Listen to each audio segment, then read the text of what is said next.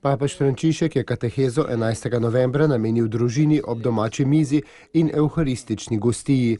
Biti zbrani ob mizi ne pomeni samo skupaj uživati hrano, ampak si družinski člani ob tem podelijo čustva in izkušnje, ki so jih doživeli, kar je temeljnega pomena, je poudaril sveti oče.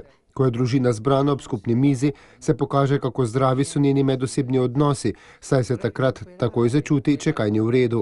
Družina, ki skoraj nikoli ne je skupaj ali pa se njeni člani za mizo ne pogovarjajo, ampak gledajo televizijo ali v pametne telefone, je bolj malo družina, je zatrdil papež Frančišek. Tudi samo krščanstvo je zelo povezano s pojmom družina, zato lahko rečemo, da je družina pri maši doma, ker lastno izkušnjo gostije prinaša k evharistiji in jo odpira za milost vesoljne gostije, ki izhaja iz božje ljubezni do sveta.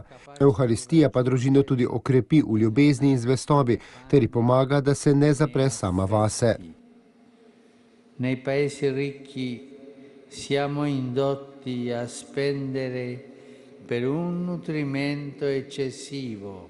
V bogatih državah smo vajeni zapravljati za prekomerno hranjenje, zatem pa spet zapravljamo, da bi popravili to prekomernost. To nespametno početje je, dejal papež Frančišek, odvrača našo pozornost od resnične lakote telesa in duše.